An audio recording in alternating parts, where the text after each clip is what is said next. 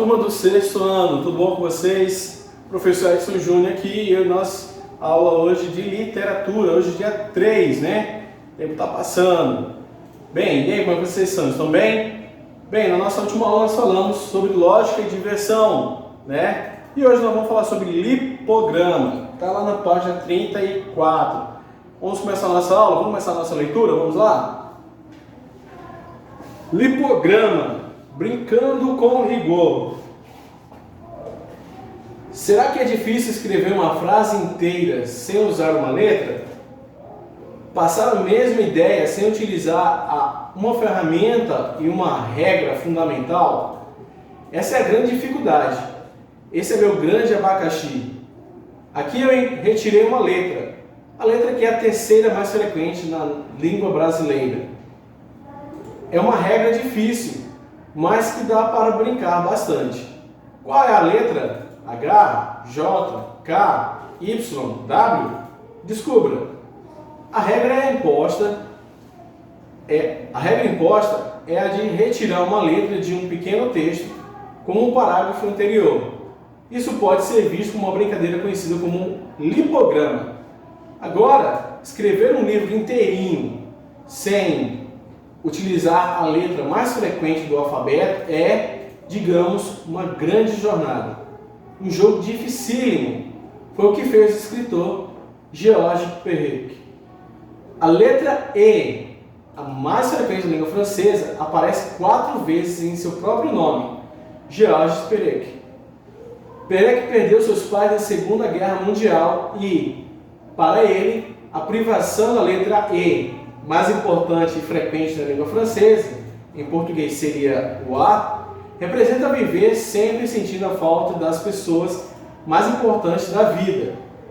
Eu escrevo porque eu fui um entre muitos.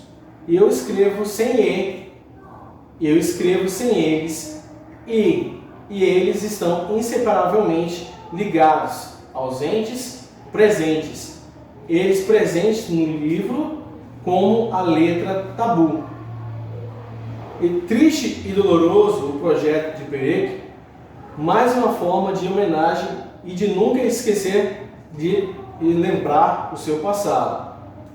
Talvez um dos primeiros poetas a brincar muito seriamente com o lipograma teria sido Trifiodoro, no século V a.C., escrevendo o texto A Destruição de Troia, que eliminava em cada um dos 24 cantos uma letra do alfabeto.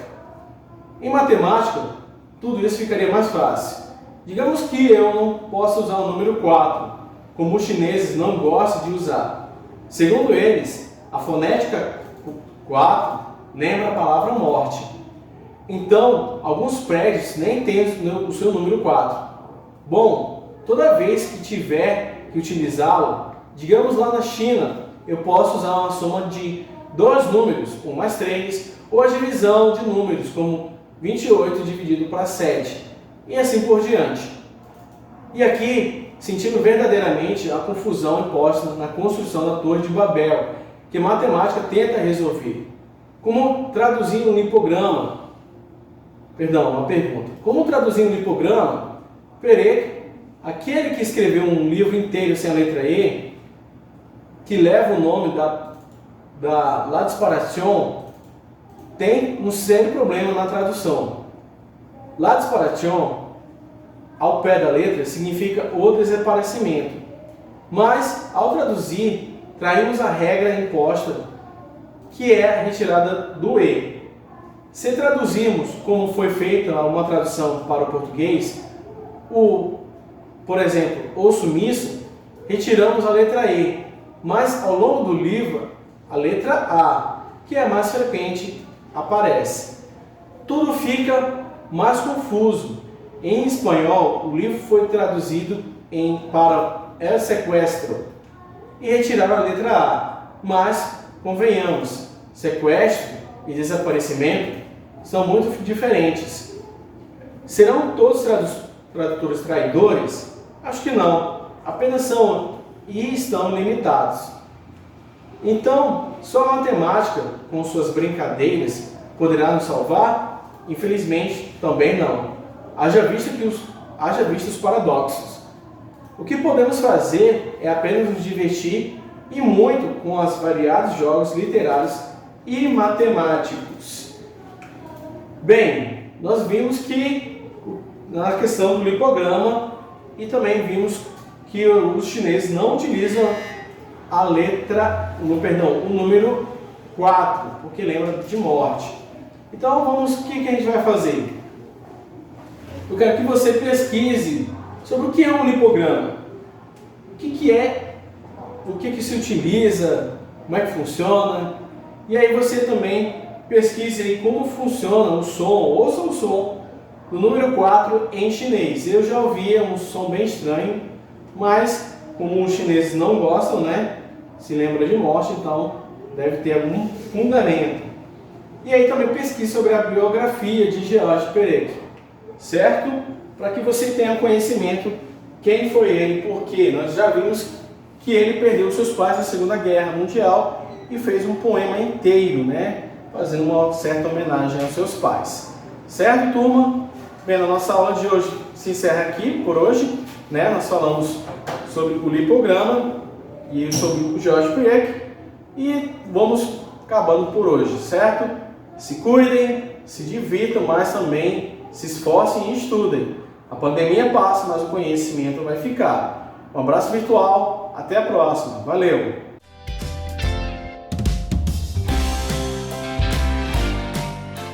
Olá, sexto ano, tudo bom com vocês?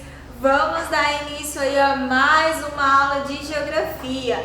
Agora falando sobre como é que se deu a formação do nosso planeta.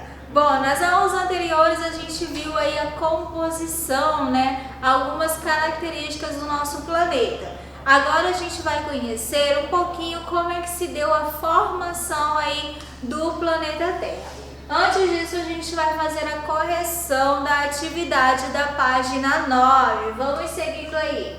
O planeta Terra, né? Quais as características do planeta Terra que nós vimos na nossa aula anterior?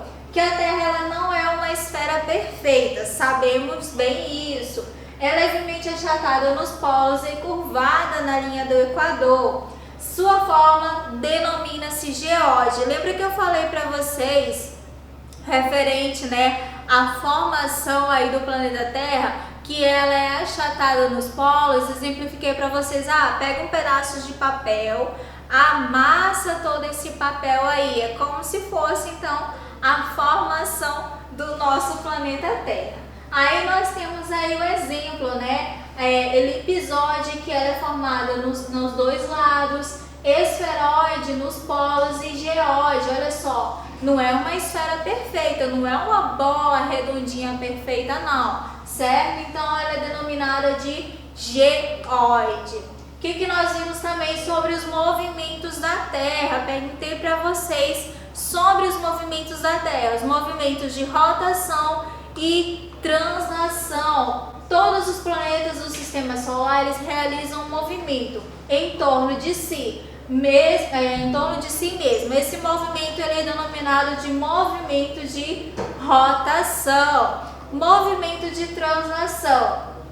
Todos os planetas do Sistema Solar realizam um movimento em torno de si e também é conhecido como rotação. Então, olha só, todos os planetas do Sistema Solar ele realizam um movimento em torno de si, né? Nós temos aí o movimento de rotação, olha só, movimento de rotação, certo? E o movimento de translação, que é o que? Os planetas são astros que possuem órbita ao redor do Sol, então eles vão girar em torno do Sol, então é um movimento de translação. O movimento de rotação, onde a Terra gira em torno de si, ele vai ter influência aonde? Ele vai ter influência nos dias e noites. O movimento de translação, ele vai ter influência onde? Nas estações do ano. Então, só que é só nas estações do ano também? Não, ele também vai ter influência nos dias e nas noites. mas a maior influência dele é nas estações do ano. E aí as estações do ano, nós temos o solstício e o equinócio. Professor, o que é solstício e equinócio? Solstício é o sol parado e imóvel, e o equinócio são noites e dias iguais, certinho? Noite e dias iguais. Aí o exemplo também que eu apliquei para vocês. Vou já exemplificar para vocês ainda mais. Aí o que é e quando e por que ocorre o sol da meia-noite?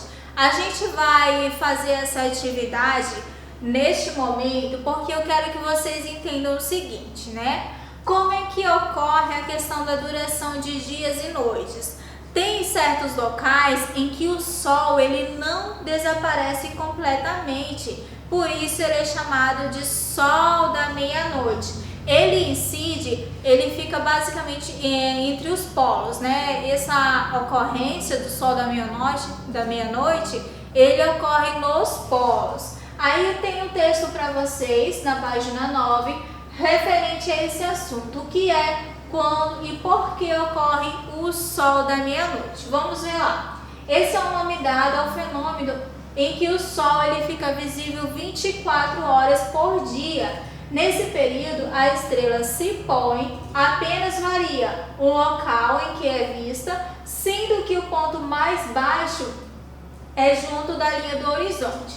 Isso ocorre nas regiões entre os círculos polares e os polos. Nos dias próximos ao início do verão de cada hemisfério, em junho no norte e em dezembro no sul, devido à inclinação do globo terrestre nessas épocas. A quantidade de dias com o sol da meia-noite varia conforme o local. Quando mais afastado ele está dos polos, menor a duração. Os dias anteriores e posteriores ao fenômeno são chamados de noites brancas.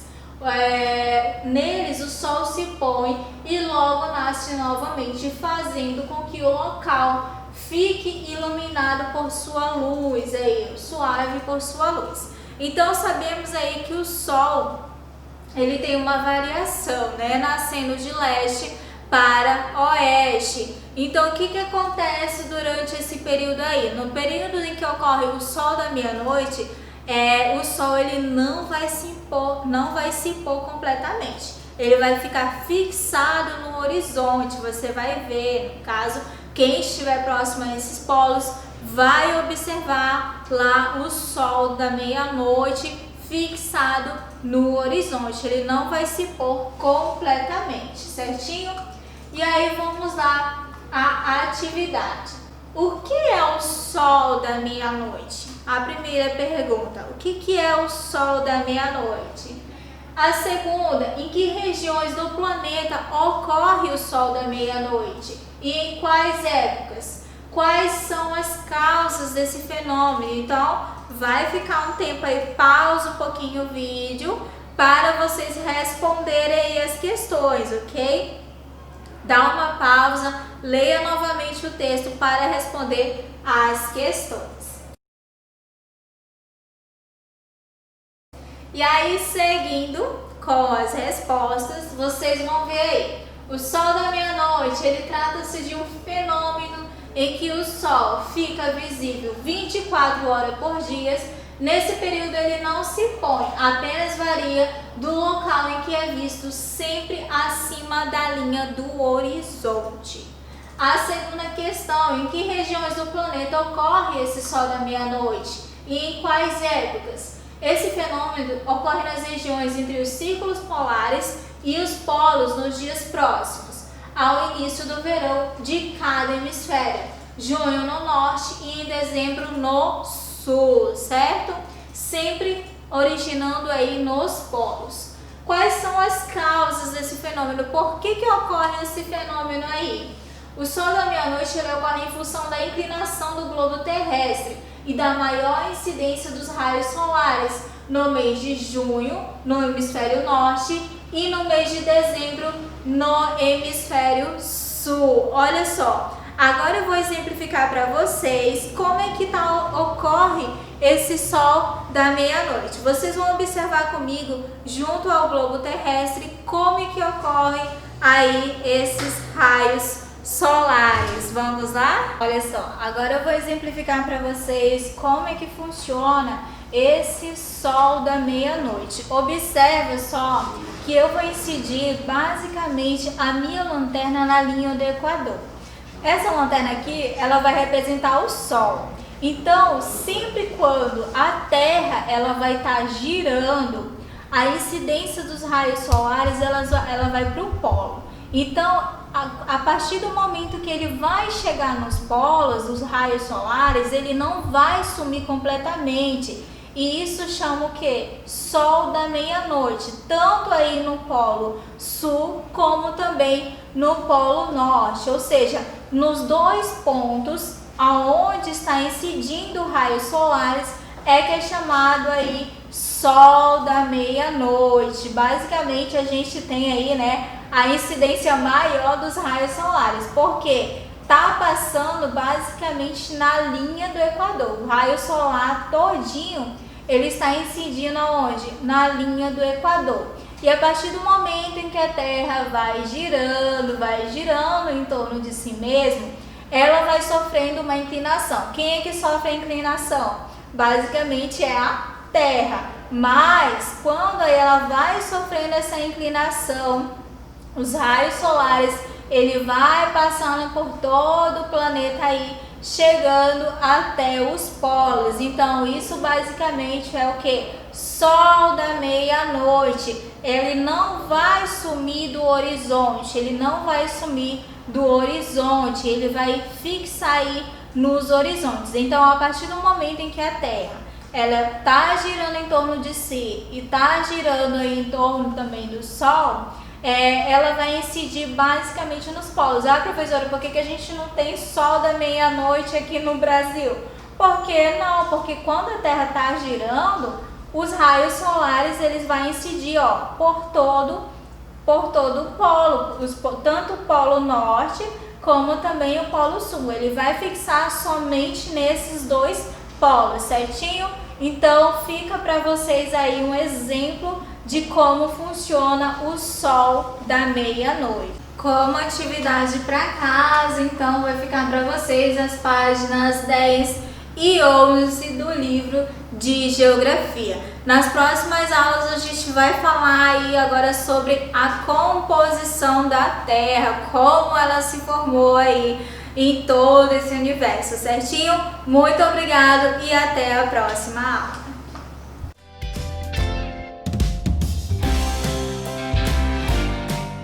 Olá, sexto ano, tudo bom com vocês? Vamos então a mais uma aula aí, agora a aula de História. Quem está falando com vocês é a professora Gisneide. Hoje, 3/6/2020. Vamos seguindo ao nosso conteúdo sobre Grécia Antiga, agora falando sobre a sociedade e a cultura, das páginas 2 à página 9, certinho? Vamos lá! Na aula passada, nós vimos sobre algumas características da sociedade da Grécia Antiga. Ela é dividida em gêneros, ou seja, comunidades, formada aí por grandes grupos familiares.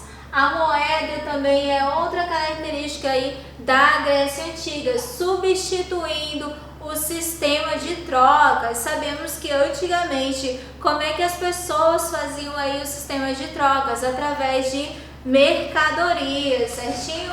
Outra característica também da Grécia Antiga, que na democracia ateniense, os cidadãos pobres, eles obtiveram o direito de participar das assembleias. Mas em Atenas, os escravizados e os cidadãos pobres realizavam aí a maior parte do trabalho. Também outra característica da sociedade grega. Vamos lá. Escravidão. O que nós sabemos aí sobre a escravidão dentro da sociedade grega? Eles trabalhavam na agricultura, oficinas artesanais, nas minas, na construção de embarcações, em obras públicas, no comércio e nas residências. Muitos escravizados eles eram considerados propriedades pública trabalhavam para o Estado como pedreiros, escrivães e contadores. As mulheres escravizadas, elas trabalhavam como doméstica. Como elas trabalhavam como doméstica, também elas trabalhavam vendendo as coisas, vendendo produtos. E aí, com esse dinheiro da venda que elas recebiam, era devolvido para os senhores. Na maior parte das cidades gregas, as mulheres livres não eram consideradas cidadãs. Dedicavam-se principalmente ao trabalho doméstico, ou seja, de forma geral, elas viviam sob o domínio dos homens, pais, maridos e filhos. Lembrando também que as filhas, né, dos senhores, muitas vezes o casamento ele era arranjado, ou seja, o pai é que encontrava o marido para a noiva. Então, basicamente, aí era casamentos arranjados. Quem é que, no caso, a escolha, né? Classe social, muitas vezes, se o pai, né, fosse encontrar alguém, tinha que ser da mesma classe social, tinha que ter uma economia voltada aí, basicamente, para o comércio, uma mesma economia voltada para o comércio, certinho? Outra característica também que eram as crianças. Em Atenas, por exemplo, as crianças, elas aos 7 anos, os meninos no caso, aos 7 anos eles saíam da casa da mãe e iam como se fossem para um exército, né? Onde eles trabalhavam aí, em Esparta no caso, né? A gente está falando.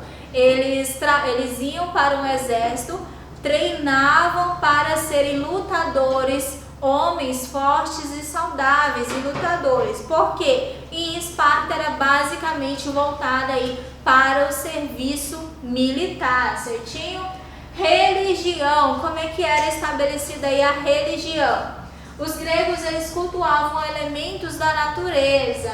Os gregos, eles acreditavam que os deuses formavam uma família que habitava o Monte Olimpo. E cada um deles deveria desempenhar um papel. Cada cidade, ela reverenciava um deus ou uma deusa que o protegia. Contudo, deuses eram cultuados, alguns deuses, né, eram cultuados por todos os gregos, como Atena, a deusa da sabedoria. E aí, para os gregos, a religião e a política estavam relacionadas, pois respeitar os deuses também era um dever cívico. Mas, professora, o que acontecia caso algum cidadão não respeitasse algum desses deuses? Bom, eles eram basicamente expulsos da sociedade grega, já que muitos deles, escravos, mulheres, não eram considerados cidadãos. Muitos deles eram expulsos aí da cidade grega. E quando eles aí eram considerados, né, hereges, ou seja, não acreditavam aí nesses deuses, ao momento em que eles desrespeitavam alguma lei da cidade, ao momento em que eles não obedeciam alguma ordem do rei, acontecia também deles saírem dessa sociedade grega. Basicamente, se você cultuasse algum desse deus, você já fazia parte da sociedade, entre aspas, né? Fazia parte da sociedade, entre aspas. Mas, basicamente, para eles, tudo envolvia os deuses, no caso. Seja na colheita, seja no meio do trabalho, seja na educação, seja dentro já da própria religião que eles tinham. Tudo que eles faziam, eles consultavam os deuses, né? Os deuses deles. Por isso, a religião deles, como é que eles eram chamados? Isso aí vocês já aprenderam. Quando a pessoa cultua mais de um deus, eles são chamados de politeístas, né? Vários deuses, né? Então eles cultuavam vários deuses, eram chamados de politeístas, certinho? Então, essa é uma das características aí da escravidão e da religião grega.